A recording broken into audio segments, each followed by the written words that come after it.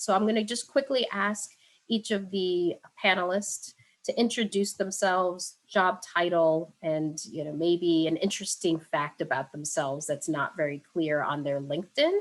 And we'll start with Regina. My name is Regina Lindsey, and as Natalia mentioned, I work for the Brooklyn Navy Yard. I lead the hiring services there. An interesting fact about me, I don't know how interesting this is, but yes, prior to joining the Navy Yard many moons ago, I also taught and I recruited, and I started to incorporate recruiting strategies or teaching recruiting strategies in previous jobs. Probably not that interesting, but under pressure, that's what I have. So I think it's interesting. That's different. Okay, we'll go with Artie. And maybe not necessarily interesting, but maybe something that's not clear in your LinkedIn that would be helpful for students to know. Sure. Hi, I'm Artie. I'm the manager of talent at Eden Health. Something that's not on my LinkedIn that you wouldn't know is I was actually part of the first master's exercise science graduating class at Brooklyn College. There was a whole 5 of us at that time. And I will tell you that if you look at my LinkedIn profile, that from where I started to where I came was absolutely not a straight line. It was a long and winding one. So take that into account when you're starting to look at your career. I'm Serena Lloyd, and I am the Senior Director of HR with Concord Music Group. We have 7 record labels. We've got music publishing with over 600,000 songs. And we also own the theatrical performance rights to all of your favorite Broadway shows. So very exciting. I lead recruitment, and I'm also an HR business partner.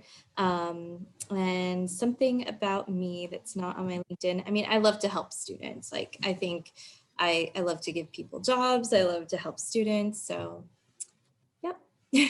Excellent. Okay. I'm going to go with Kwame, if you can introduce yourself. Hi, everyone. I'm Kwame. I'm in talent acquisition over at West Elm with the Williams-Sonoma Group. We're mostly a design and interior company, so anything furniture and like home decor is what we do as a group and as a company. A fun fact, much like Artie, my track has not been linear. I definitely have done a number of different things outside of talent acquisition before my current role. So yeah, once we start connecting on LinkedIn, you'll see that I've been in retail, done a bunch of other things, and now I'm here. Excellent. So I'm leaving Janelle for last. As you can see, we're big plugs of LinkedIn. We've said it probably 10 times. So Janelle, if you could introduce yourself. Hi, everyone. Thank you, Natalia. My name is Janelle. I'm a recruiter at LinkedIn. I mainly focus on recruiting for recruiters, which is typically called R for R or R for TA. So my team, we hire recruiters for business recruiting, product, campus, and engineering. So my group is engineering. So happy to be here. Fun fact about myself, I'm born and raised Brooklyn. I grew up in Brownsville. I went to Philippa Schuyler. I went to Science Skills Center High School. I went to Brooklyn College, and I went to NYU for grad school. So I'm a true Brooklyn girl. Excellent. We love that. All right. So we're going to get started right into the questions. So how has COVID changed the way that you are recruiting? So I think I'll start the reverse is Janelle, if we could start with Janelle. Great question. I'd say it's impacted a lot of things. Last year for us, recruiting was very slow. We went on a bit of a hiring pause. We weren't really focusing on, external candidates. We were actually focusing on like Doctors on Demand, American Red Cross, and doing things that we called recruiting for good. So partnering with organizations that really needed support from recruiters. That was something that I don't think any of our leadership would have saw happening, that we were in a place to like support the public and their needs from the medical field. So that's one thing that's happened. If anyone knows, like LinkedIn, like we don't have as many offices as like maybe Facebook or Google. We're very like central, like we have like our, central offices. So we have Toronto, New York, Chicago, Detroit, Sunnyvale, Omaha, San Francisco, but typically we've hired to be in locations that our offices are. And I think now with COVID, teams are more flexible to, I don't care if you're in Seattle, Atlanta, I don't care if you are in West Virginia, we're open just to like good talent, right? It's not about you being based in a metro area or even having to relocate to an area which maybe you don't want to be in. I don't have a lot of candidates that are excited about moving to the Bay Area because of the cost of living, just the style of everything. It's just not attractive. So I think like we've done a really good job of attracting candidates in different locations. I've made a few hires in like Boston and Seattle, Austin as well. So I think that's something I've truly liked, because not only have we tapped into different markets, but now we have opportunities to really close the gap in terms of diversity just by going into markets that we don't have an office, but like Atlanta, like that's a huge market. Like there's so many companies down there that we can tap into that I think primarily we wouldn't have focused on that before. But yeah, location's been pretty good. I'm glad that we're able to like hire in anywhere now. Well, as far as how COVID has changed the way that I recruit, I think technology has really come to play a huge role, right? Where here we are on Zoom with this particular call, but this is taking place more and more with how we interact with candidates for jobs, how we find them has historically been, LinkedIn's played a huge part in that over the last decade or so. And now technology has gone from how we find candidates to how we interview, and even have candidates often start with our companies. Even for people that live in the cities where our offices are located, a lot of them are still starting remote, right? And so I think that's been the biggest adjustment, is shifting everything we do as TA. When I say TA, I mean talent acquisition professionals, from having papers to file and people to speak to in person, and scheduling meeting rooms for our teams to meet with candidates that we found who are great, to shifting all of that to happening online via Zoom and Teams, and adjusting to that and kind of bringing our teams along with the process and teaching them how to do these things effectively via Zoom, or having to retrain a lot of people on interviewing skills and etiquette on Zoom. You'll be surprised how many hiring managers have had to go through that sort of adjustment, and we've had to step in and become educators around that, while we're learning it ourselves, right? Because we haven't historically had to do it either as recruiters. And so that's been some of the biggest adjustment. And I agree with Janelle when it comes to remote hiring, being able to hire from anywhere for any job as well. But I'd say, one of the biggest things is that, we're not networking with people in person. There's no career fairs where you're sitting, where you're shaking somebody's hand, or networking events, or even, like we used to have groups of students come to the office and visit, or even having in-person interns.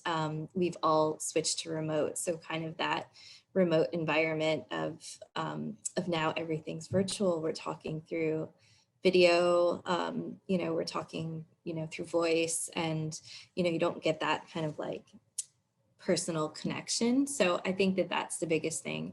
But as Kwame was saying, and, as my other colleagues were saying, we have turned into educators, educating them on how, hiring managers on how to interview remotely, and even onboarding people remotely, and having remote interns. I think that was huge, hugely different. We put a whole training together to teach the managers, like, okay, you can't forget about your interns because they're remote. We want to engage them and still give them a really big learning experience. So yeah, I mean, all of that has been a huge adjustment. Couple of things have changed since COVID. One, I do a lot more interviewing in shorts and t-shirts than I've ever have.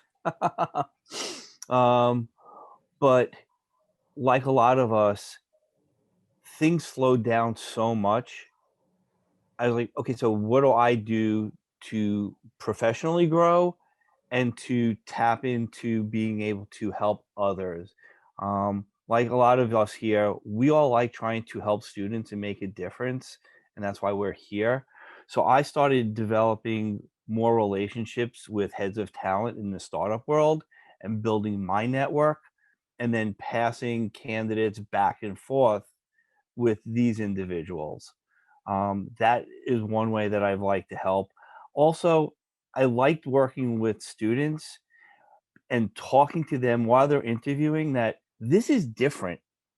Your interviewing is so different than what you've done in the past, but don't worry about the fact that there's people screaming in the background, or there's dogs barking, or there's a the new norm. And I told it to my own daughter. She was going through this. If talking to doesn't understand that, that speaks probably to the company's values and culture. And if they're going to really push back that it's, I've got 5 dogs. When one starts barking, they all start barking. If I'm interviewing and the dogs bark, that's okay. We laugh about it. It's okay. You don't have to have this perfect situation when you're interviewing, because you're not going to. So that's what I developed over, the last year or so when it's come to recruiting. So the next question goes to Janelle, Serena, and Artie. So I'm going to start with Janelle. And the question is, what are some resources and strategies that could help students find a job? So Janelle. I think Artie made a good point of, not seeking perfection sometimes. Like, you have to just laugh about things and, just do your best to just keep the interview moving forward. But I think, to his point also, like, it's just interesting time right now for anyone coming out of undergrad or grad school to kind of be searching for jobs differently and in networking very differently than before. I know this feels like a shot in the dark, but I had a young lady who went to, I think, Babson College reach out to me. And she was very nice about it. She sent me an email and was like, hey, saw your background. I loved your companies. And I just wanted to see if you had time to like chat with me. I took a Friday, took 30 minutes with her. She had a very agenda kind of, a few questions that she wanted to get through with me. And I thought she was fantastic. And I asked her, well, what can I do for you? Like, what do you need from me? Ended up connecting her with a few folks in my network. But then funny enough, we have like this thing called a BLP program. It's like business, it's like a rotational program. And the application opened up like a week after she reached out to me. I told her to apply. One of the campus recruiters actually already like reached out to her to get her scheduled. And I was like, oh, I know her. She had a really great call with me. She seemed very bright, eager to learn. And she was like, oh yeah, I had a great call. I'm going to move her forward. So I know sometimes like reaching out to people blindly on LinkedIn sounds like a shot in the dark, but when you're a recruiter and this is what you do for a living and you love it, trust me, like people will take the time out as much as they can to help you or to like set you up with the right next person to have a conversation with, or figure out if there's any opportunities internally that they can maybe refer you to. And it's not like I'm not getting a referral bonus for it. I just thought she would be great, right? So it had nothing to do with like my benefit. I think everyone should take advantage of LinkedIn, whether it's, your profile being updated, networking, joining groups, just being active. A lot of things pass through that platform that, once again, like you never know what could happen. So I encourage everyone to like, just make sure they're like putting themselves out there, putting themselves forward. And there's also other sites, right? Like Indeed, they're kind of a competitor of ours. I know there's some smaller ones built in New York City. I think they have like more startup kind of roles, but they're really cool as well. I've checked them out. Actually spoke to a candidate from that company before. So there's a lot of good job searching tools. But yeah, LinkedIn, built in New York City, Indeed.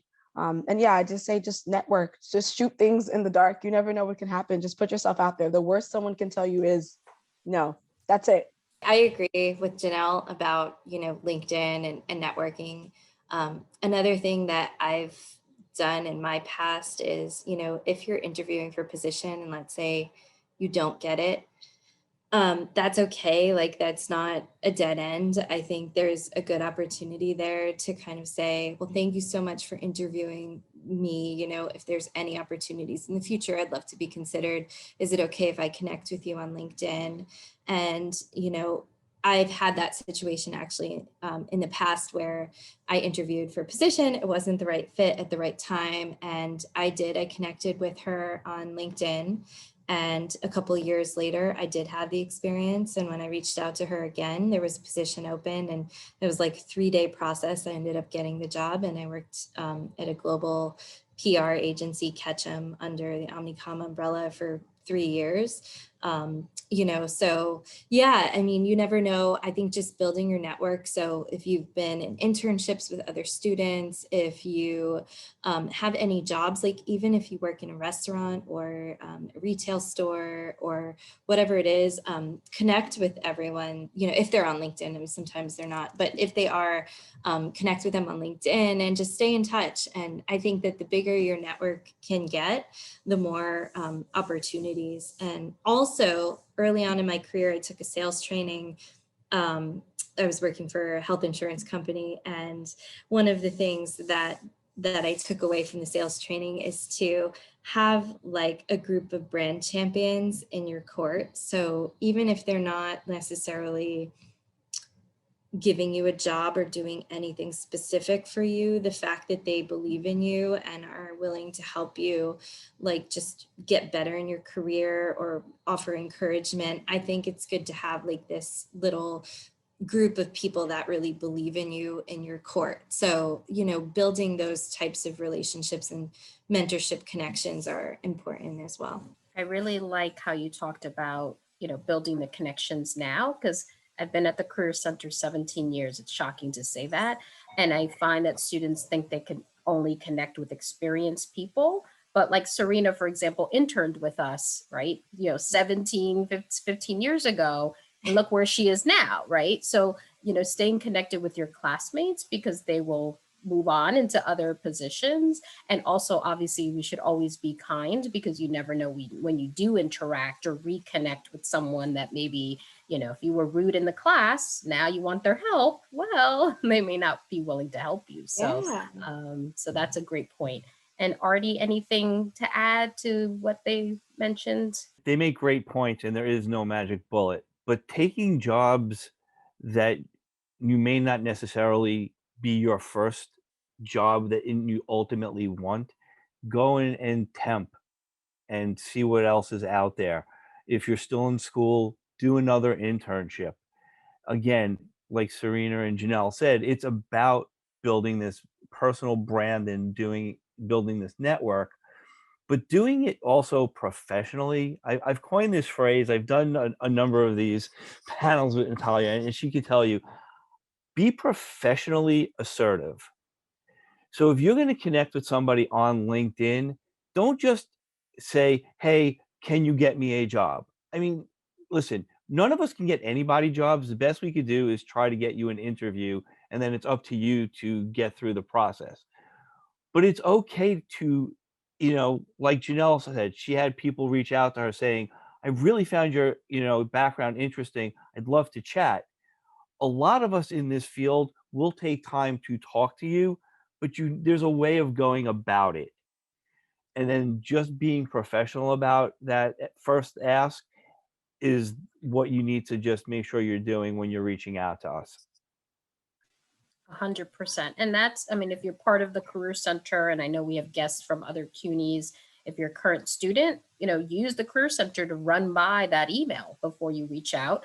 And if you're, you know, already graduated, then you find a peer, you know, a friend that could look it over before you send it out, just to make sure it's not overly aggressive. So that's a good segue to, you know, finding a job can take a while. It may take a little longer than you planned. And Artie talked about interning and temping. So I'm going to ask Kwame and Regina if they have suggestions, other suggestions of what students can do while they're looking. How do they stay productive? So I'll start with Regina. Yeah, I'm going to plug LinkedIn again, as we keep doing, but LinkedIn, Coursera, you know, these courses where you can do online learning, it's always a good time to sharpen your skills and be able to add some additional marketable skills to your resume or just to your conversation. When you do get the interview and start talking, if you haven't done it, it's nice to be able to say you've taken some courses in it, even things that you have already started doing, like this is a good time to, you know, brush up on your pivot tables and formulas or something like that if you haven't been working in it. Oftentimes, like when you first graduate, you stop making PowerPoints as often, and maybe you don't, you know, make spreadsheets just for in your spare time. So it's a good time to just brush up on your skills. whenever you have downtime, and also a good time to start networking and looking at who you know. There's still, I heard there's even fewer degrees than 6 degrees of separation now. So somebody you know knows somebody you probably want to know. So it's a good time to start looking around at who you know, even your parents, your aunts, uncles, cousins, siblings. Who do they know? Who are their, you know, their friends' parents and all of this other stuff? And how can you start to network and build the capacity and skill of networking, because it can be a little awkward. And so practicing, doing some mock interviews with folks, it's always a good time, so that when you do first have this conversation with people, it's not your first at bat and you're a little bit more poised and professional and prepared to do it. Brushing up on your resume, getting some second, third, fourth eyes to take a look at it. This is also a good time, like, you know, you're talking to all these folks who recruit for a living and have looked at thousands, millions of resumes probably collectively now. Have some eyes take a look at it to see if it's going to pass that Indeed algorithm, or make it to the top of the pile, because it all comes out black and white on our side of things. So it's a good time to kind of make sure you have the right marketing tools. So there really isn't, this is an ideal time to make sure that you sharpen your knife. I'm going to mangle this quote, but there is a quote that's like, you know, if you have 5 hours to chop a tree, you spend 4 sharpening the axe, or something like that. You can look that up. But this is a good time to kind of sharpen your axe. And talking about finding other things you can do in the meantime, right? Looking at, you know, interning more, or taking that temp job that's not quite what you want to do ultimately, but has components that prepare you for it. The title may not be what you had in mind, but once you get in, you'll start realizing some of the tasks that you're doing, some of the projects you get a chance to be a part of, will actually prepare you for the job that you want. I can't tell you how many times I've interviewed for a job that has nothing to do with my resume, but I get an interview because I'm able to highlight things that I've done that I know connect to the job that I want, right? And so if you take the time to look at my resume, you see, okay, he has never been a project manager, but he had this title, and under that, he got a chance to do this, that, and that project, and this, that, and that capacity. So he's able to actually handle the day-to-day responsibilities of his job, right? Because he took the time to get the experience, even though he was, say, in retail, something I've done for several years, right? So it definitely is your chance. I think any opportunity can give you a chance to gain additional skills, but also volunteering is huge. It gives you a really good chance to sharpen skills that really come for free. You're giving your time to an organization that could use it, and you're bringing your skills to it, but at the same time, the opportunities to sharpen your skills are there, right? Like Regina was saying, we don't do spreadsheets for fun. None of us do that at home, right? But if you join an organization that could use your help doing that, you're spending time doing that on your spare time, or in between graduation and your first job, you're honing those skills, right? You're honing those skills, you're making them sharper, you're getting ready for that first paid job while doing some good in the world. So definitely consider volunteering as well. Excellent. I think the key is when they ask you, what have you been doing, that you don't say looking for a job, you know, so they just gave you a ton of ideas of how to stay productive. So we're going to pivot over to resumes and cover letters. I know there's always debates about whether to include a cover letter or not. Obviously, if it's requested, include it. If it's not, I usually suggest doesn't hurt to have one if it's well written. So assuming that you're requesting it, or a cover letter, what are some common mistakes that you guys have seen? I'm sure you've seen it. And the thing is, for us as career staff, is sometimes when we share examples, the students kind of roll their eyes like, I would never do that, but they're doing it. People are doing it. So I'm going to start with Artie, if you can kind of share some of the common mistakes you've seen on a cover letter. Yeah, sure. So the first thing that has always jumped out at me is people have a generic cover letter, just like they'll have a generic objective in their resume. And the cover letter that they send in does not match the job that they're applying for. And now I know that this person is just basically what I call a chronic applier, and they're going to apply to everything. So they're not really serious. So take the time to alter your cover letter to match the job that you're applying for. Then the little things, make sure the font is the same font the entire way through. Make sure your grammar and spelling are perfect. You know, these are little things that, when I don't know how many of us actually have time to read cover letters, but when we do, this is what I'm looking for in a particular cover letter. I do think that often people aren't reading them, but they're scanning them quickly, right? If you notice the font is different or it starts off generically or is saying the wrong job, it's going to put them in the no pile. You made very vital points. If you are going to add in the cover letter, just, make sure you are really tailoring it to the company, the title, the skill set. It's not even just like the title, but like they're looking for someone that, organized or, something to that extent. Even if you haven't had a job that's given you all of that, you should try to find something that you have done that would highlight that to put in the cover letter. I think he nailed it. If you are going to do it, just make sure it's well done. Sometimes you think folks are not reading it, but you never know. Like if you are going to include it, you put it out there. So just make sure it's a good reflection of who you are and what you are trying to convey in yourself as an applicant. And definitely make sure that if it's requested, it is included. Like if you apply for a job at CUNY, it's requested. I know in book publishing, they've often said they like to see a cover letter.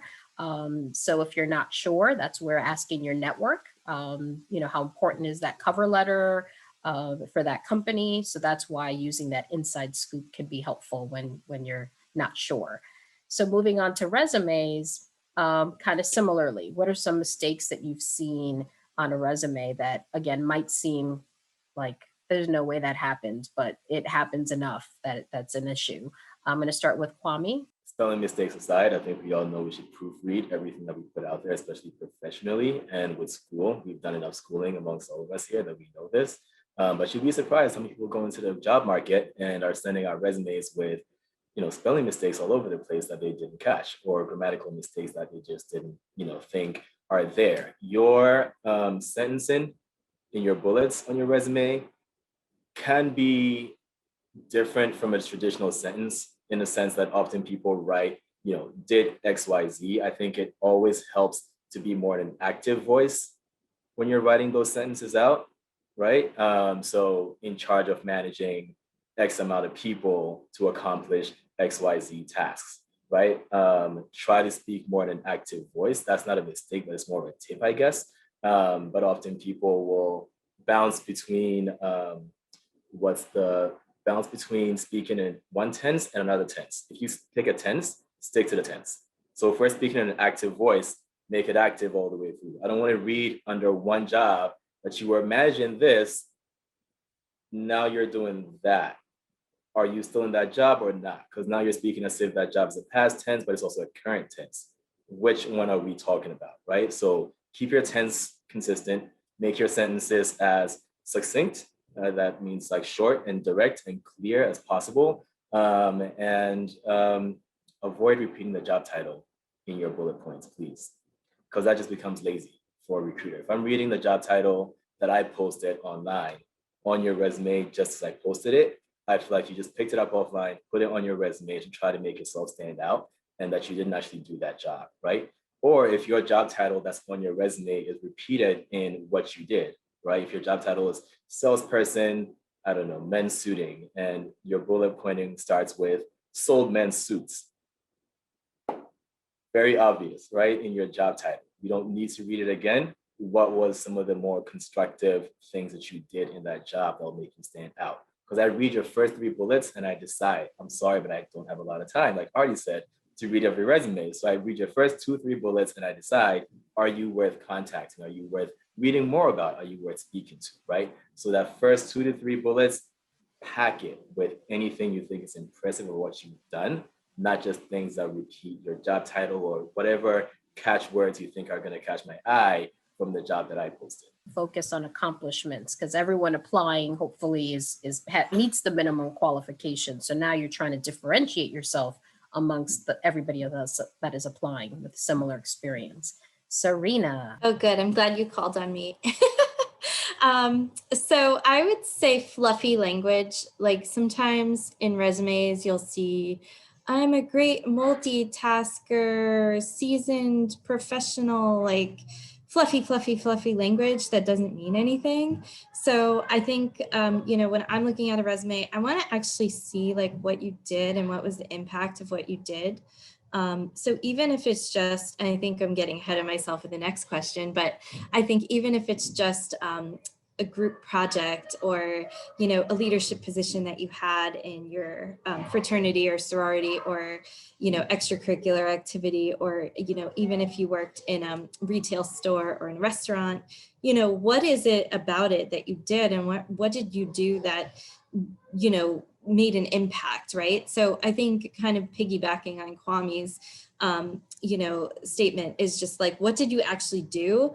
And what was the impact of what you did? So I think that those are some of the things I'm looking for in a resume. And, you know, in addition to all of the other grammatical and format things, but also wanted to add with a cover letter. When I read a cover letter, sometimes it's because I recognize some sort of out of the box candidate has some interesting experience that may not fit completely with, like, may not mirror the job description, but I can see some sort of like I might see something in that person's resume that could be an interesting fit for the role. So sometimes I'll refer to the cover letter to see if I can learn something more about that candidate or how that candidate is drawing the connection between their resume and this job. So sometimes that's what I'm looking for in a cover letter. And then in other, you know, other companies sometimes just want to see how you write. So that's also important with the cover letter. But otherwise, most of the time I don't look at it. I look at it when I feel like I want more information. When I want to know more about you, I'll look at the cover letter. That's a good point, because I think there are times when you might be torn with a few candidates and then you'll look at the cover letter to kind of help you decide. So, which is why I always have a great cover letter, even if you don't think they might be reading it. So I think the segue into the next question about when you don't have a lot of experience is good, because we get that a lot from students where they say, well, I've only worked at McDonald's, or my only job was CVS. And I think to your point that all experience is experience, and you've probably accomplished something at that job, even if it's not directly related. And so if you focus on the accomplishments, that's what matters, and less so the fact that the experience was different for the college students. So going into the question, because students have experience, but maybe not as much, right? Because they're college students. What are kind of things that they should include on their resume so that they could feel like their resume, makes them a competitive candidate for an internship or a job? And we'll start with Regina. So things to include on your resume when there's like limited work experience. First off, all work is work. So you've heard people mention, Serena mentioned like what you might have done in your extracurricular activities, like sororities, fraternities. And we talked about like taking courses, and even if you just helped renovate your uncle's house or something, that is work. And you just need to figure out how to like quantify and qualify. Like I saw in the comments, someone said in terms of percentages, numbers, dollar amounts, like how much did it cost? Did you manage the budget for that execution? Did you ran a lemonade stand? Like, did you run it from start to finish? Did you come in under budget? Did you exceed your sales projections? Whatever it is, all work is work. And so you just need to figure out how to frame it and how it matches the skills that that job you want is looking for. So you look at what those core skills are and you figure out how to transfer what you did to those skills. So don't think of it like, I haven't had a lot of jobs. Did you work though? So your school projects, you're trying to extract what that recruiter or hiring manager is looking for and make sure they can see that talent in you. So highlight those types of things. And also volunteer opportunities. I think Kwame mentioned that as well. Like if you did volunteer opportunities, if you participated, if you did collegiate sports or extracurricular intramural sports, things like that, where you show leadership skills, where you want to put all of that type of stuff. You don't want your resume to be like a bunch of fluff and everything. So make sure it's worth saying, but work is work, and you're looking at the skills that that job is looking for, and you're thinking about the thing. What made you even think you could do it? There's a reason that you looked at that job like, I can do this, or I want to try to do this. So think about the experiences that you've had that made you feel qualified to be able to apply, and how you want to display that or convey that to a recruiter or hiring manager. What you have to realize is if there are jobs out there that companies are willing to take new grads, they get it. They know that you don't have a lot of traditional work experience, but what else do you have that's transferable? And Regina said it, the way you articulate it on your resume is what's going to catch their eye. There is something, because I really can't say any more than she did. What I did want to add though, because, and I'm saying this because I literally saw this 3 times in the last week and a half. When you're writing your resume, it's really becoming more common now to leave your address off for space, and that's fine. We really don't necessarily need your address. But I've noticed people are either leaving off an email or a phone number or both. And when you're looking for a job and we can't reach you, we are so busy, we just don't have the ability to sit there and dig deep to find you. So when you're proofing it, make sure you have both an email address, please make it professional, and a phone number that you're going to answer. So Thank you. that's my little tips on that. Excellent. So we touched a little bit about transferable skills. The question is going to go to Janelle and Serena. Maybe you could think of an example of a candidate that had experience that wasn't exactly related, but they were able to kind of express in their resume how their skill set made it transferable or showed the connection. And I'll start with Serena.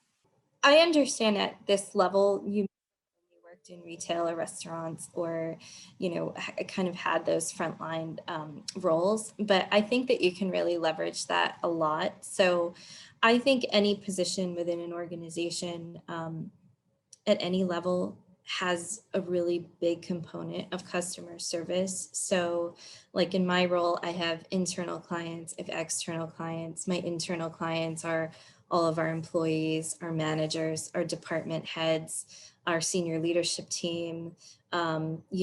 External clients are our candidates, our, staffing agencies, or, whatever vendor partners we work with across the board. So when you're looking at a position in an organization, one thing that you can think of is like, how have I sharpen my customer service skills, right? In a restaurant, let's say you're a server, you're dealing with multiple tables and there's multiple people that need things from you, and you need to check in on them. You need to get their orders right. And you have to go into the kitchen and deal with the personalities of the cooking staff, which may not be very happy, very frazzled in there.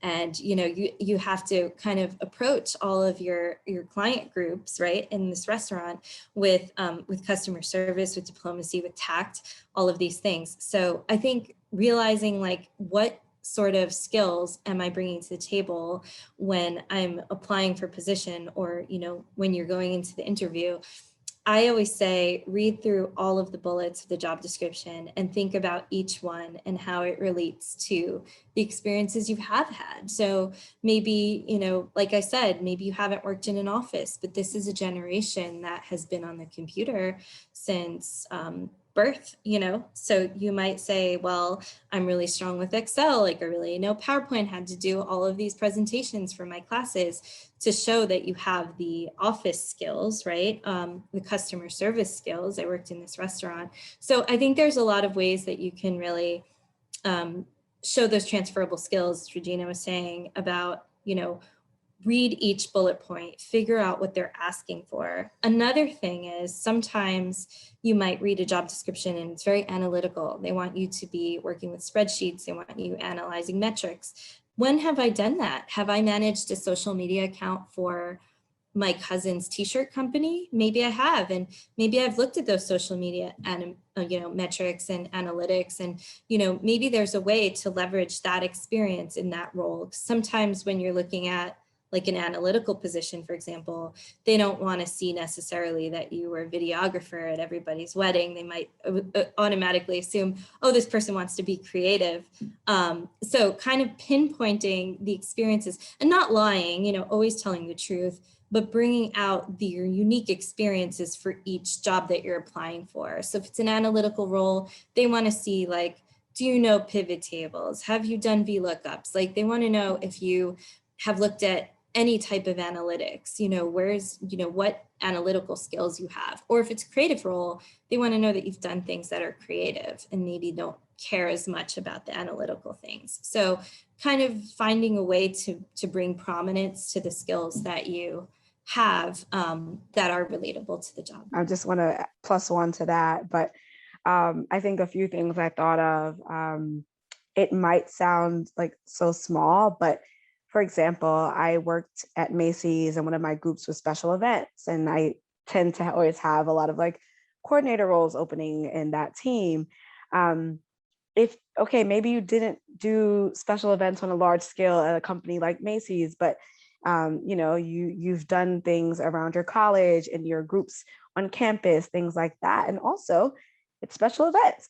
I'm not against you kind of showcasing some style on your resume. Like, you know, you kind of have to know who you're speaking to and which, you know, which roles might be a little bit more, you know, like open to you having a little bit of color on your resume, right? Or having your logo initials on your resume, things like that. You have to know your audience. For example, my fiance, he's an attorney, you know, coming out of law school. Granted, he didn't have 5 years of working experience, right? He went into law school from undergrad, but there was a style that he had to kind of hold on his resume in order for his resume to kind of to fit the standard of what is held in the legal field, right? So, you know, if you're in marketing and you may not have super, you know, long-term marketing experience, but you can do a few things to maybe, you know, kind of fit in that world, right? You can make your resume kind of be a little stylish in certain ways that still kind of show your creativity, but not, you know, not too off the deep end, if you know what I mean. But, you know your audience sometimes when you're looking at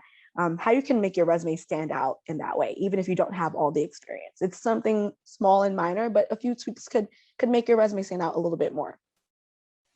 I think that's excellent. And because we talked about it earlier multiple times about using our network. And then again, that's a great way to use your network, right? To ask, you know, what can I do to stand out on the resume, or would they prefer this kind of approach, so that you're getting it from someone inside that could say, oh no, you definitely want to avoid that or try this. So there was a question in the chat that, since it's in this category, I'm going to ask the question.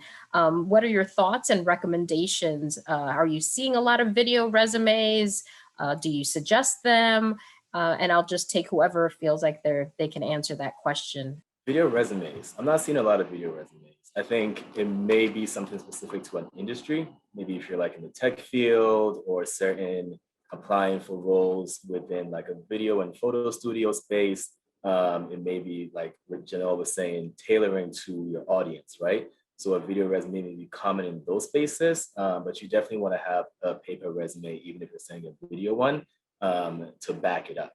Because when people go back to look over what you've done, they're not always going to go back and watch your reel, right? They do want to have something on paper that they can point to, circle around, look at, and focus on. And a video may show your creativity. So depending on the industry, if you're like a creative, again, like Janelle was saying, sure, keep on file, maybe really helps you stand out. But also definitely work on that paper resume, because that's what 99.99% of the time we are looking at. I've only seen one video resume and I couldn't get through it. It was just taking too long. Like Kwame said, he looks at the first 3 bullets.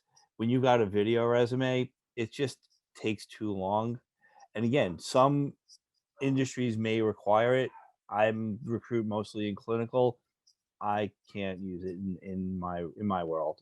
If you are in a creative field, it's good to have a portfolio website where you know, it could be Squarespace or Wix, or, I mean, there's a variety of different portfolio websites, but, you know, for some positions require like a reel, you know, we want to see a reel of your editing, for example, you know, so having, you know, understanding that if you're in a creative field, working on your portfolio is really important, and having that digital portfolio is great. So if you're like a digital marketer or, you know, an art director, copywriter, if you've done, you know, video editing, you know, anything in that creative space, having a link to your portfolio is a great way. And if you wanted to have a video introduction on your portfolio website, I think that could be really nice too, but maybe not as your main mode of application, because when we're looking at our talent acquisition systems, where, you know, we're seeing the resumes in front of our face, we wouldn't necessarily see a feed of video. Think of it like, did you ever watch a YouTube video and like Artie said, like if it's too long, you just kind of stop, like you look to see how much left you have to go, like 1 minute, get to the point, like really, really fast, and make it compelling really, really quickly if you're going to do it. And if you do link it in your actual physical resume, and you should have that, make sure you actually link it. Like, don't just write it out and make me work for it, hyperlink it. So always do a PDF and make it clickable so that I can get to what I want to see really quickly and it grabs my attention. So just as if they ask you for it, make sure you make it count, because it's usually because you're trying to demonstrate some creative skill. So show it. A quick question, and I might edit just for the interest of time so we can get to the questions that the students have. For Kwame and Regina, what are a couple of best ways for students to prepare when they have an interview coming up? Beyond being ready to tell your story, right? I think that's so important. Being able to have a very succinct, again, short, direct, and clear story to tell of who you are, what you've been doing so far. You'd be surprised how many people come into interviews and start telling me about what they've done. And it's very clear they've never practiced this before, and you want to practice it. Trust me, again, using your network, going to the Magnet Center. I did when I was at Brooklyn College several times. I remember Natalia from back then. So I can say, you know, I've definitely used that network to prepare for interviews multiple times and have people just listen to what I'm going to say and see if it makes sense. If they can poke holes in my story that don't make sense, they can help me soundboard it and maybe fix it before I go speak with the company that I want to work with, right? So coming in with a story that you want to tell, making sure that story speaks to the position you're interviewing for, making sure it speaks to your potential, making sure that it highlights, you know, things that you are good at even more than maybe your resume is able to on its own. So look out for those things. But beyond that, really, really research the company that you're interviewing with, especially their social footprints. Right? These days, companies are putting a lot of investments into making sure that they're connecting with you and consumers on social platforms, and that they're supporting different causes socially that tell the world who they are. And they want their employees to be people that really do believe in those causes, or at least champion them as an employee or an ambassador of the company. So you want to come in being able to speak to that. Hey, I saw that you support, you know, sustainability in XYZ ways. I saw that you support this organization, or that you made a stance on this, or you put this product here to support that cause. And I really do believe in it. This is what I know about that company or that cause or that organization. This is where I volunteered. That really does speak to that. That's why I believe in your company, not just want this job. Maybe this is just a key takeaway: research and practice. Do not let this be your first at bat. So research the company, as Kwame mentioned, like know more about that company than you'll probably need, because you just never know which tidbit might be handy or helpful in that conversation.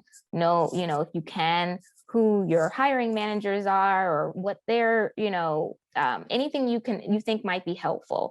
Like, because you have all this access to people's social footprint, and you can look at, you know, people's Twitter feeds and all this other stuff, arm yourself with that so that you're more prepared for that conversation. And just practice. Even if you have no one to practice with, look in a mirror, talk out loud. Don't let that be the first time that you've heard yourself say the words, and have your elevator pitch like down. Make sure it's 1 minute or less, and that you are able to tell your story in a very quick, compelling way. Because when someone asks you, tell me about yourself, and you can't, then we're not as interested either. So you should be able to kind of quickly get to like why you're having this conversation, why you were selected. You made it this far. The goal is to get to the next line. I think sadly my kids are, have to deal with me as a career counselor. So my daughter had an interview for a program in her middle school, and I'm like, we have to do a mock interview. And she's like rolling her eyes at me, but I'm like, you have to do a mock interview. And then she thanked me later because she was the best prepared, junior high school student. But it is so true. She was less nervous by just practicing because she thought it was going to be easy. So definitely that practice. And I know using your career center. So for those at Brooklyn College, if you're a student using the career center, for the other CUNYs, your college has a career center. Use those resources. It's available. You're not alone, to get that support. So in the interest of time, I combined two of the questions. So I'm going to ask Janelle, Serena, and Artie, just generally like any tips on standing out, or maybe common mistakes, or, just kind of a quick tip on how to really prepare yourself. While you guys are thinking, I will say yesterday, my sister had an interview, and like half an hour before, her computer would not turn on. Luckily, she tested it before and was able to find something else. So even just kind of like the testing out your technical things, or if it's in person, testing out the route, arriving early. Again, it sounds like a simple, like, oh, of course I would never be late, but you never know. That train takes twice the time that you thought, because it typically takes 20 minutes. So those little things, then you're flustered for the interview because you're late or the computer doesn't turn on. So these things happen. I agree. In the time of Zoom and Teams, just making sure your connection, is tested out and you're good to go. If there's a password and typically for these virtual on-site interviews, there will be some type of password that the recruiting coordinator will send you. So just making sure you're oriented, you understand, how to blur your background, or, whatever whatever you'd like to do, like, so that when you get on that day, you're prepared, you feel good, you're ready to go. So just give yourself a test drive. It doesn't hurt to make sure. Sometimes the recruiting coordinator will send out a test link for you or whatever you need to do. So preparedness can never hurt. I would also say with questions, like you want to make sure when you're speaking to like a panel of different people, right? Like you had one person, another person, like try to like tailor your questions to who you might be speaking to, right? So for example, like with our modules for our interviews, like I may have a director for one module, I have a individual contributor for, that might be like more of a peer for another module, I have a manager for another one. Like maybe the individual contributor, I might ask certain questions to, because that's kind of the role that I'm going to be in, right? Like I want to hear certain things like, how many requisitions am I working on? Or can you tell me a little bit more about the style of the team, the culture, because they're going to be more of a peer to you, right? And then for a manager, they would be, like a peer to who you might be reporting into. So there might be certain things you might want to know there. So I'd say just try your best to do the homework beforehand.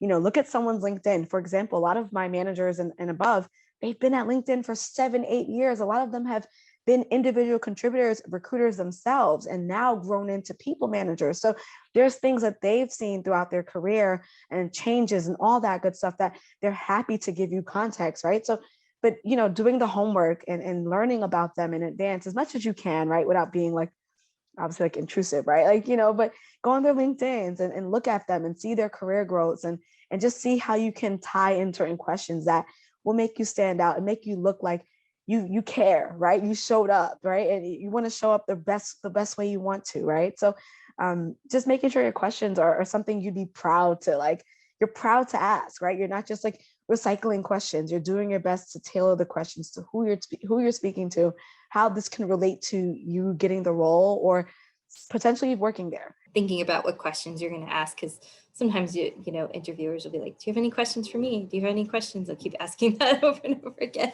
So being able to relate those questions to what you've actually just talked about too, I think is a huge thing as well. So really actively listening during your interview and really showing the interviewer that you are a sponge and that you want to learn and that you're, eager and passionate about what they do and what you'll be doing in this new role. And I know sometimes in entry-level roles, it's somewhat administrative in nature, but the idea is that you're building this foundation so that you can move up in the organization. So, you know, kind of taking every task with an open mind and open heart, kind of saying, okay, well, yeah, I'm stapling something together right now, but this is for this very important meeting that, you know, I'm going to attend, and I'm going to be hearing the senior leadership team talk, and, you know, I'm going to be learning a lot, you know, so sometimes understanding kind of what you're doing relates to the bigger picture, and being like very open to learning. So if you can share, you know, in the interview that you're open to learning without just saying like you're open to learning, but kind of expressing situations in where there was ambiguity, or, you know, you had an opportunity to learn more and you took that opportunity. I think those are good ways to show that you've done that. My job in, let's say, a 30-minute interview is to decide if I want to move you on to the next round. Your job in that interview is to collect as much information possible to see if you want to move to the next round. Now, I know most of us probably have multiple round interviews before a decision's made. Here's a really important thing. You can't get a job on one interview, but you can lose a job in one interview. So realize that when you're talking to that person or a panel, to collect the information that you need, ask the really good questions like everybody has been talking about. It's okay to sit there with paper and pen and take notes. It's also a really good idea to go there with a list of questions that you want to ask.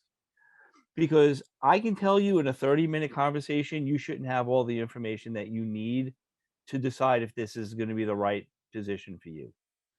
Also, don't come across like you'll take any job.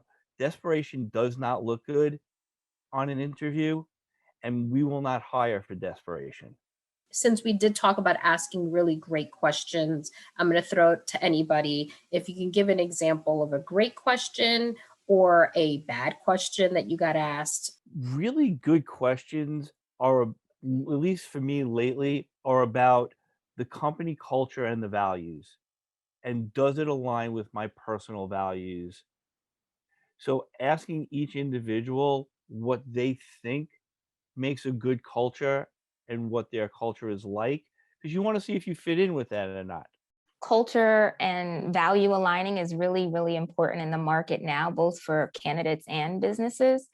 I would add that that's also your opportunity to get feedback. And so don't be shy about asking for it without, you know, being direct, but you can say, one of my favorite questions to ask is just like, is there anything in our conversation that would kind of like make you doubt my candidacy or something like that?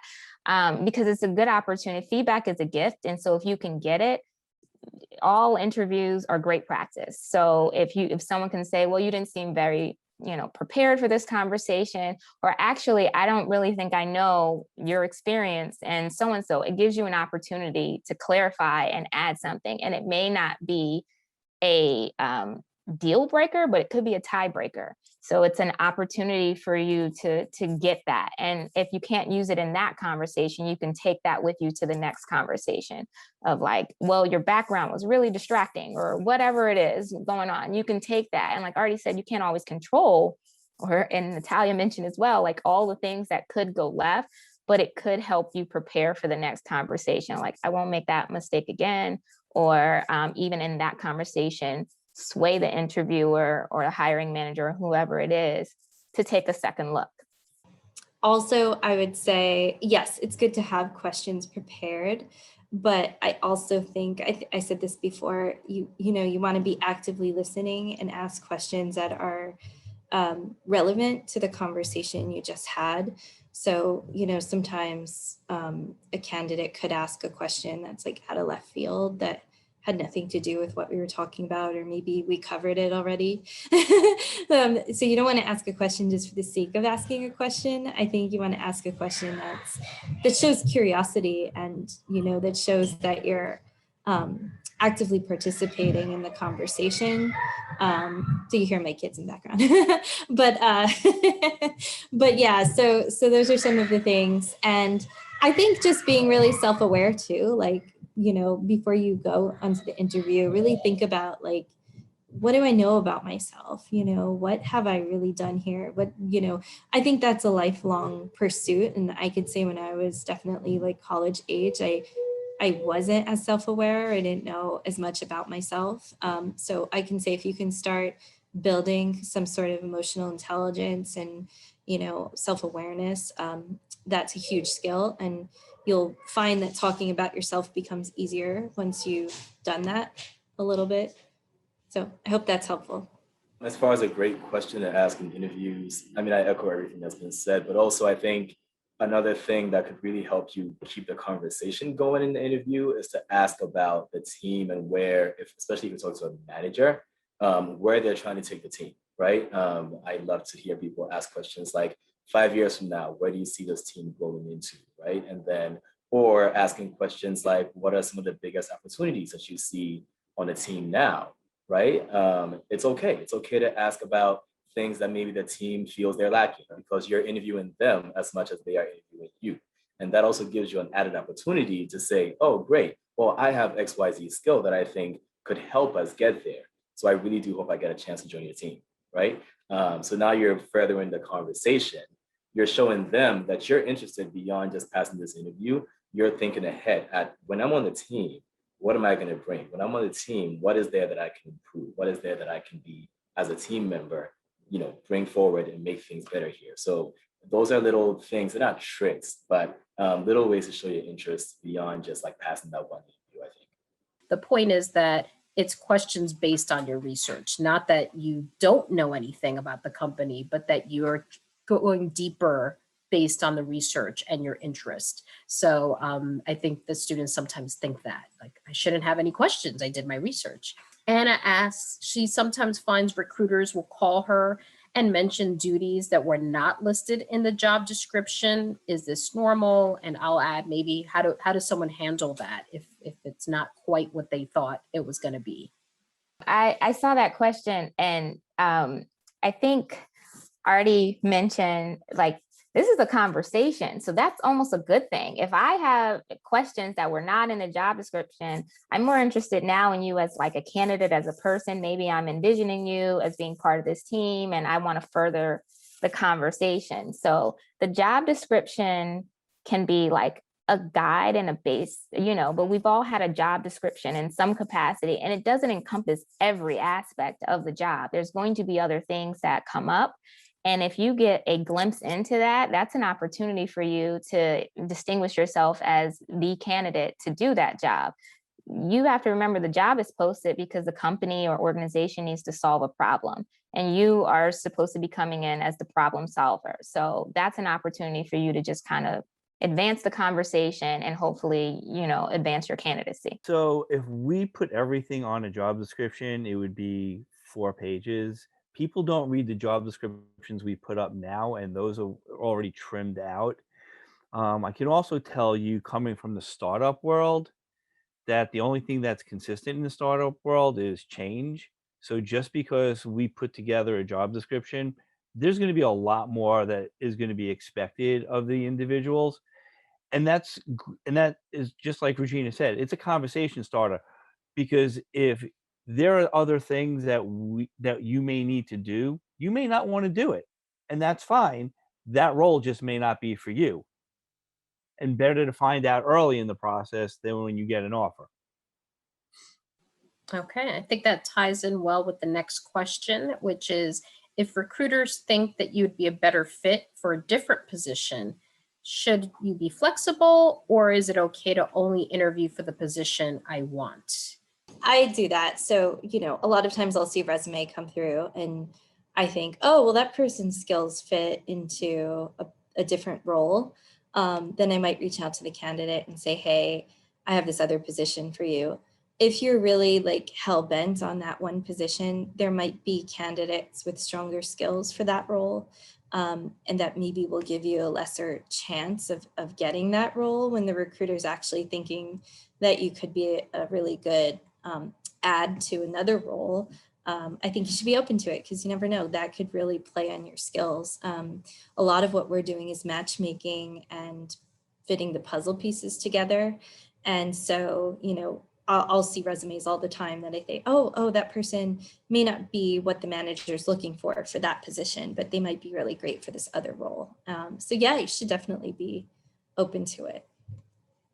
Often recruiters, like Serena said, you know, see you or your resume and they think, oh, you could be a good fit for this other person in my org because of the XYZ skills you have.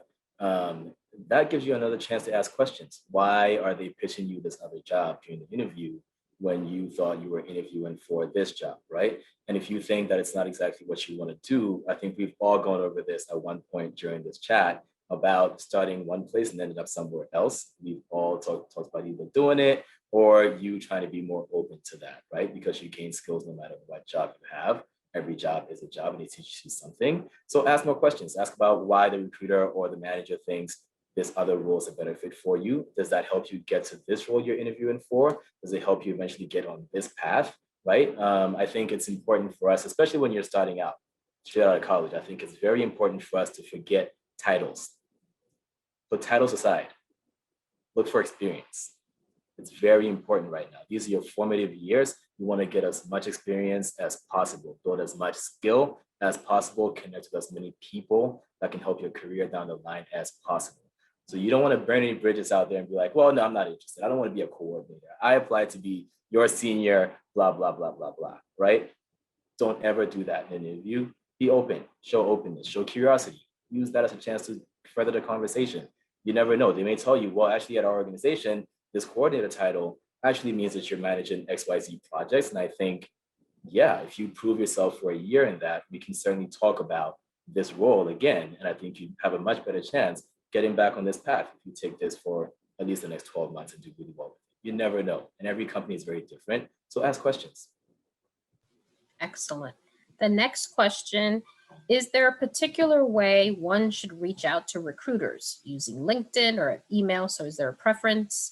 And if there's a particular company, should you reach out to multiple recruiters or should you pick one recruiter from that company to contact? You should be very strategic about how you reach out. You know, you might want to be really thoughtful about who is it, you know, for example, Janelle said that she's over recruiters for engineering, right? So you know, if you're going for a position, let's say at LinkedIn, and you're trying to be, you know, on the marketing team, maybe you wouldn't reach out to Janelle because she's over engineering, for example. So if you can kind of piece together some of those things using your tools like LinkedIn and Google, and just be really strategic about who you reach out to.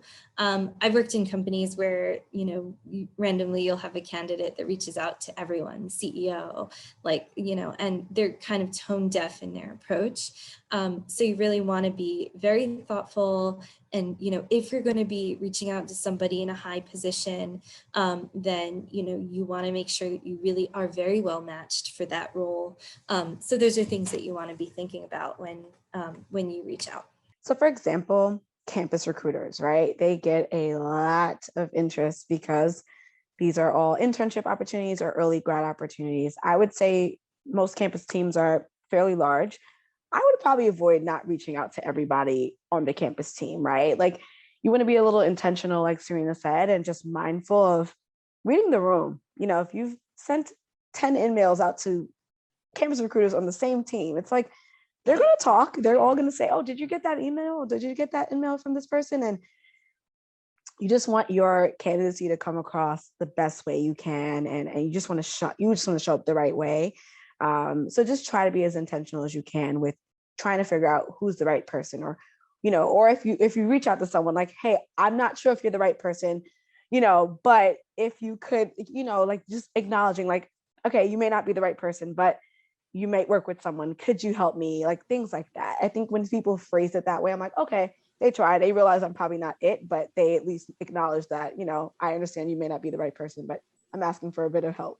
That's fine too, you know? So I think it's just reading the room, just making sure you're being intentional as much as you can.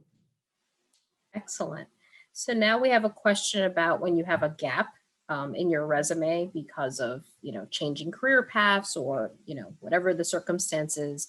What's your best advice on how to handle gaps on the resume? It really goes back to prepping your story, like I said before, right? Practicing your story before the interview. A gap is a gap and you can't hide it. And you're always going to get the question, what happened here? Tell the truth, it's fine. If it was a medical issue, if you were laid off, if you stepped away for family, tell the truth, it's completely fine. But if you get stumped by it, if I'm asking you as the interviewer and I notice that you aren't ready to tell me what I'm looking at here, that already starts making me lose confidence in you as a candidate, right? And so you want to prepare that story before you get to the interview. And whatever it is, tell the truth. I think lying makes it worse. And sometimes it really stands out that you're trying to fabricate something to sound cool or interesting about why you've been out of the market for 2 years, when it really was just you were starting a young family and you didn't want to, and you guys are maybe too young right now to think about this. But the rest of us have been out of BC for a long time. You were starting a young family, you just weren't, ready to do that and work at the same time. And so you took some time off. Tell it to me. It's completely fine. We're people. We recruiters, more than anyone, I think, understand that life happens because we meet so many people of so many backgrounds who are doing so many things and have done so much that we know you're a person. Your life is a real life that we're talking about. So tell me about your life. I think there's different types of gaps. There's gaps where you were just out of the market and doing something other than a traditional job. And then there's gaps where it's like, I took a job or a series of jobs that I just really don't want to talk about because maybe I didn't like it or it wasn't the best experience. But either way, like Kwame said, you have to kind of tell that truth. And because your resume is your first marketing tool and it's what we're going to see, don't just go over it, put something in there, I always say. And I've had a gap a while ago when I was starting my young family and everything. And I took time to pretend I knew how to be a stay-at-home mom. Did not work. But I just acknowledged that and put that on my resume. That's what I was doing. And trying to join PTAs or something like that, whatever it is, you can still put that. And like I said earlier, all work is work. So if you were on your HOA or, doing these things, I'm not saying make 10 bullets about it or something, but just acknowledge that that's happening because we're humans hiring humans. So we can appreciate a good human story, and that experience may make you a better candidate. Like you said, it may not be the deal breaker, but it could be the tiebreaker. Maybe because you have this interesting background, that makes your candidacy that much more interesting and compelling to a hiring manager, and I'm more likely to pass along. But whatever you do, don't hide it and don't lie about it. Tell the truth of whatever it is that happened, and it can just be something quick that we get over and move on. If you have a gap because you got laid off, that's okay. Don't be embarrassed because you got laid off. Thousands upon thousands of people have been laid off. It has been a horrible time. It's okay. It's not something that you planned on, but it happened. And because of it, you now have this gap. What did you do, though, during that gap when you were laid off to be able to speak to that gap? He wants to know, do I focus on the job description or focus on teamwork? I do want to portray myself as a problem solver right for the company. If they're focused on the job description, then you want to be prepared to answer those questions. And to the point we all made earlier, you just want to practice and research so that you're prepared for whichever direction the conversation is going. If they want to focus on the team, but that team stuff came in because when there's an opportunity to ask if you have any questions, and the first interview may not necessarily be the right conversation to what are your projections and what do you want to do? So just, I think Janelle said this a few times, read the room. Wherever they're going, you just want to kind of jump. If that's the ride you're interested in, just enjoy it. Just follow their lead. To piggyback on that, I think you have to be careful with being a problem solver. Because let's say we're hiring you as an admin or coordinator. Yeah, we want you to be able to make innovations if you feel, if you've been in the role a long time and you feel like something could be done better, but you don't want to come in off the bat, really not understanding the inner workings of the organization or even the particular function you'll be joining. Because if you are kind of making a career change or on an entry level you may not really fully understand like what it is you'll be doing fully. So to kind of come into the interview feeling like, oh, I'm going to solve all your problems, when maybe you don't even have the skill set or the knowledge to do that, it can come across as, like just not self-aware, or can come across as arrogant. So you just really want to make sure that, you're going in there with like an open mind and you're really listening, actively listening. And if there is a way that you can show in your past experiences where there was a problem and you were able to solve it, that's really cool. But you don't want to go in there kind of with more senior people than you, like saying, oh, I'm going to solve all your problems and this is how I'm going to do it, which could be completely like not what they need you to do.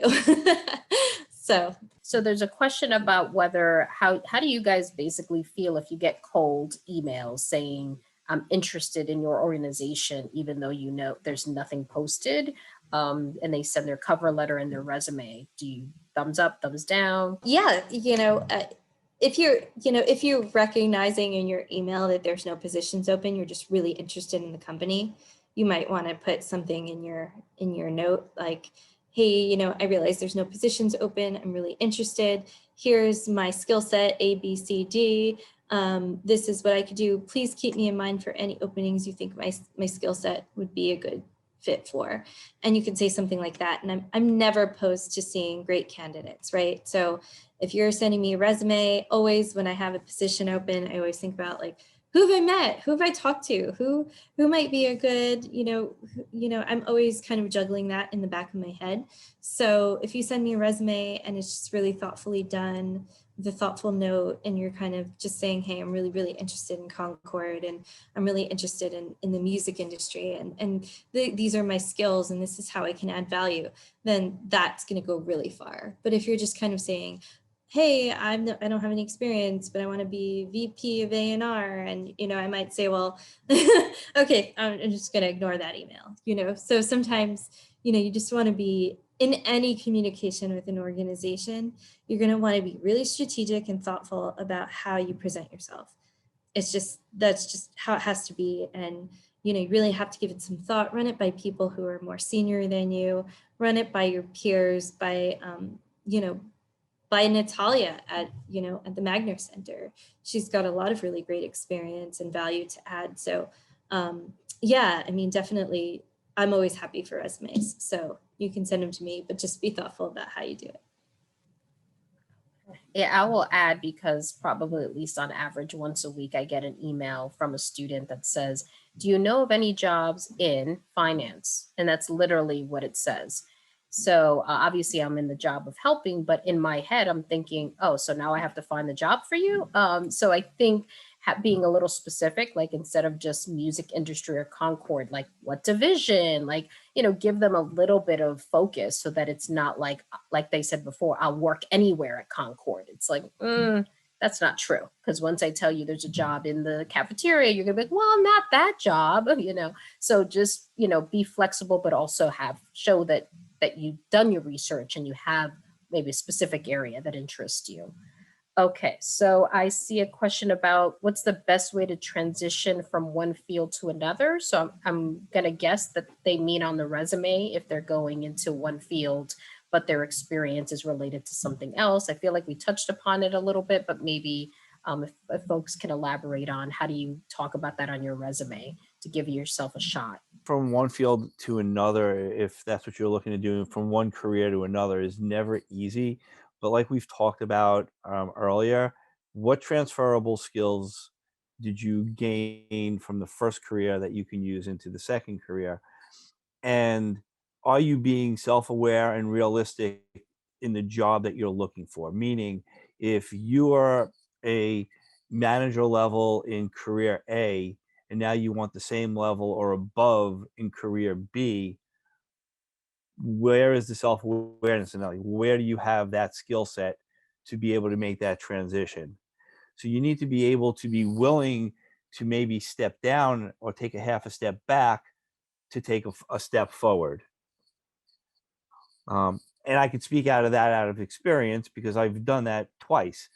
And that's just the reality, is that you just don't get to go to the same level in different careers. traditionally. That's a good point. And I think that's where a cover letter also can be helpful, because when I made a transition from consulting to to HR, and then from HR to higher ed, all different roles, I thought in my head, when I applied, they're going to be thinking, why is she going from, HR to higher education? So I wanted to make sure the cover letter kind of addressed that it was intentional and that I wasn't the serial applier, that I really wanted the job. So I think that's where a cover letter can help when you're making a transition. So that kind of ties, some of those missing questions. So we have a question around pay scale. It sounds like you're being offered a salary, but you feel like based on your experience and credentials, it should be different. How is it best for a candidate to handle that when what they're offered isn't quite what they think they should make? Are we talking higher than what you think you deserve or lower than what you think you deserve? I doubt anyone would be upset about higher. I'm guessing lower. Yeah, maybe it's higher, but you still want to address it. But either way, if you want to counter an offer, that's what you're asking about, countering an offer, which is when you're offered a job at a certain pay scale and you want to counter it and say, hey, I think I deserve $5,000, $10,000 more than what you're offering. Put it into a context, right? It's okay to counter. Never, not counter. A lot of the time, the first offer may be something that the company is able to go up from, right? And so if you don't counter, you wouldn't know. So it's okay to counter. However, put it into a context that, again, like everyone's been saying, is strategic, right? So talk about, given XYZ skills that I have or XYZ experience that I have, or given my previous earnings history, right? If that comes to play for you, if you can speak to it and say, okay, I have grown my earnings over my career up to XYZ points in dollar amount. And so I really would love to be around that number.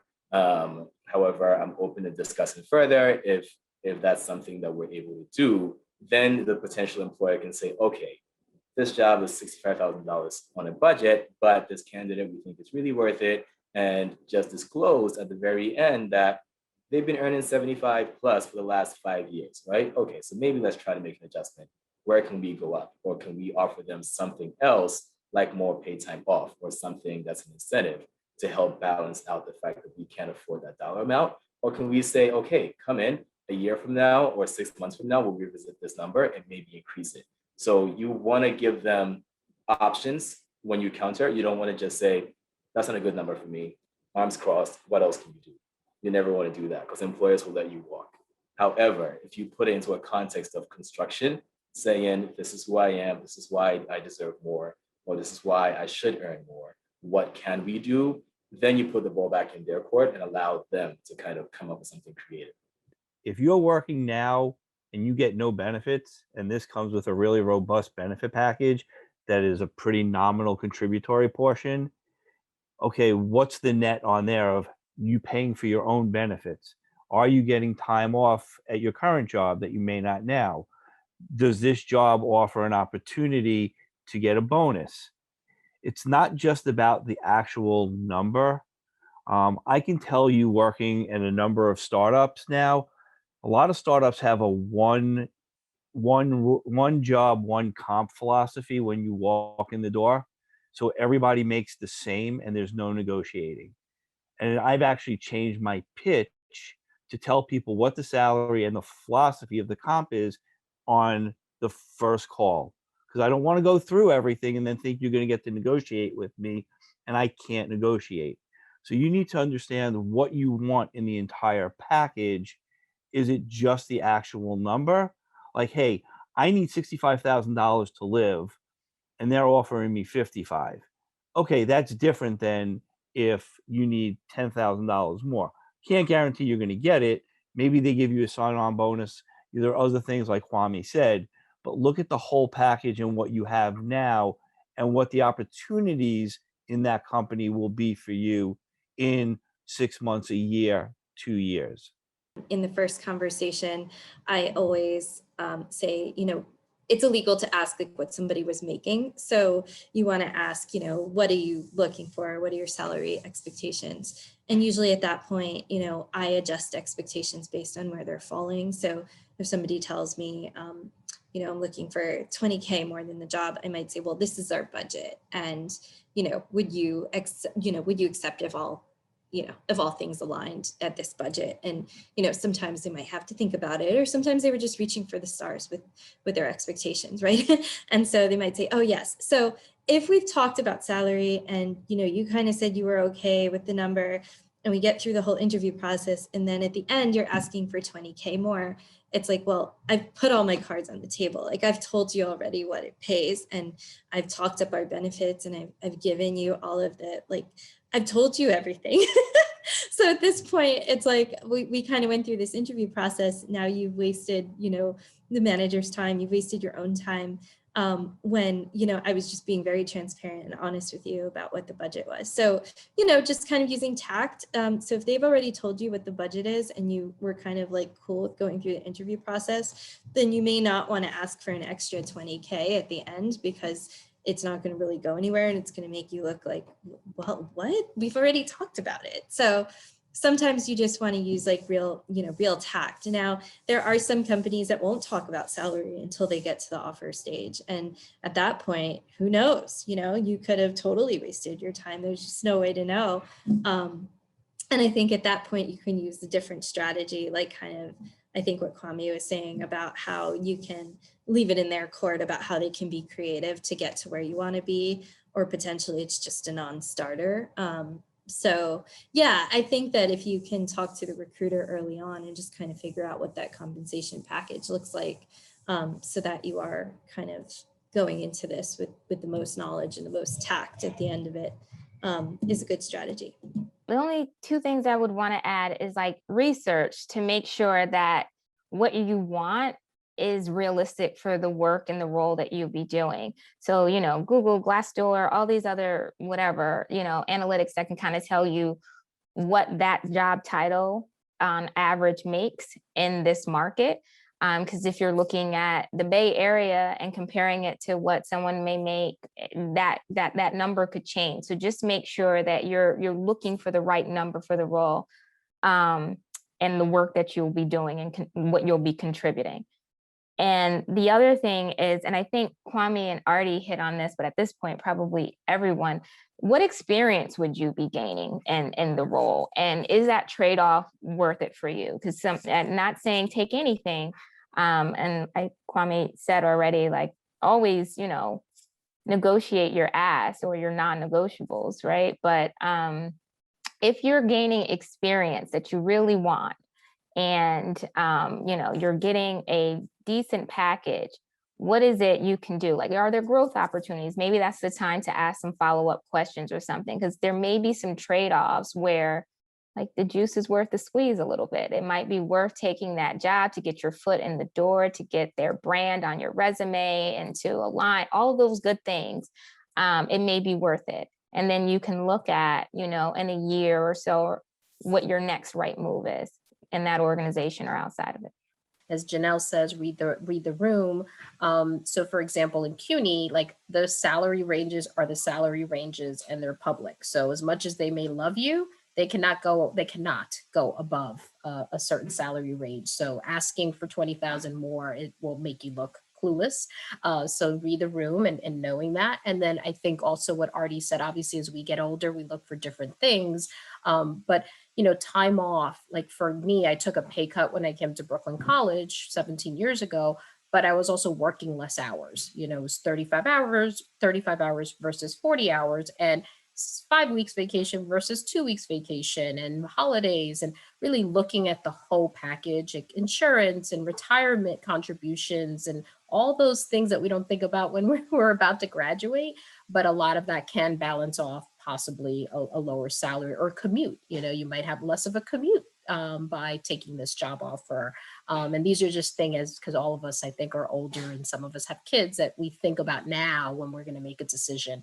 I always say that, you know, for me, if I were to move on, which one day maybe I will, I would look at my boss and the people I'm working with. I don't care if I'm offered $10,000, $15,000 more, if I'm going to be miserable with the people and have a bad quality of life in the job that I'm going for. So, you know, kind of literally that pros and cons list, you know, and writing it down. What is this offering me that might be a little bit less salary wise, but offering me something else. What's something that you know now that you wish you knew when you were at Brooklyn College? And Regina's an honorary Brooklyn College alum, but wherever she went to college. So I'm going to start with Janelle. What do you know now that you wish you knew when you were at Brooklyn College?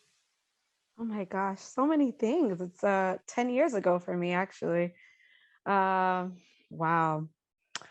I would say I think, I forget who it was. It might have been Kwame or Serena. But we were talking about, I think it was Serena. We were talking about building your board of directors and your folks that like, want to like basically sponsor you and just be that that group of folks that you can always turn to. I would have done that sooner in my career.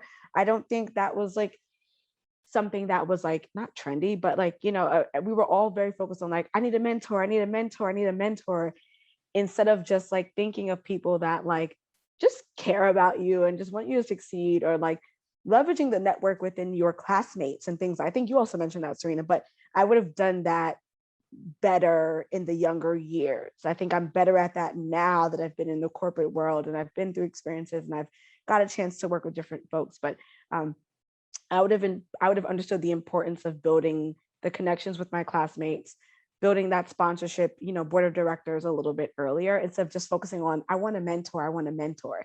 And I ended up like getting in the places to now where I'm like, I'm fine with not having like that key like mentor, but there's folks that I know I can go to in my board of directors that give me certain things.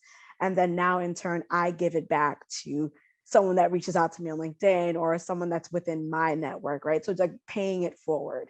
So, sometimes we want things, we want that mentor, but it's okay if you don't get it in that like one form of you're my mentor. You might be able to get little bits and pieces from folks that are just right around you and right in front of your face. Self-awareness and understanding like what your strengths and opportunities are, like introspection of understanding like who you are and, what is it that you stand for and what skills are you bringing to the table? I don't think I fully understood that. I mean, I'd say probably in my early years, my interviews were like just me talking in circles and not really understanding like who I am as a person and what I'm bringing to the table. And like I said before, I do think that is a lifelong pursuit. And, as you evolve in your career and as you get more senior and more expertise in a certain area, then you feel a little more confident talking about yourself. But I think that had somebody told me that at a younger age, maybe that's a skill I could have built a lot sooner. So I think that's one thing. It's so long since I've been there. So I don't even know if when I was there was a career center back in the early 80s. If there was, I didn't know about it. I would like to have known about it. um, I would have used it, and I would have probably have started to learn how to network better back then. It took me a really long time to learn how to do it and do it well. There's a difference between just, hey, I'm going to get to meet somebody, as opposed to how do I build this network that is a two-way street that I can help and that can help me. So that's what my takeaways were. And I wish I would have known that you guys were going to close the bookstore, because that was by far my favorite job ever. I had nothing to do with that. But I think you bring up a good point about networking often feels like a transaction, and it's really about a relationship that you're building without automatically or thinking there's a payoff. That's not the right approach. It should just be build relationships, and you don't know if that payoff is 10 years later. And you should be thinking about an immediate return on that. Yeah, I thought I knew it, but not as much as I know now. I think we all realize that the older we get is our time. Don't get it back. So whatever time you have now, use it on as much or as many productive things as you can. And everything that everyone has said is about your productivity as it comes to, or as it pertains to, planning your future and your career and all those things, networking. Yeah, you have time to do it later, but do it now.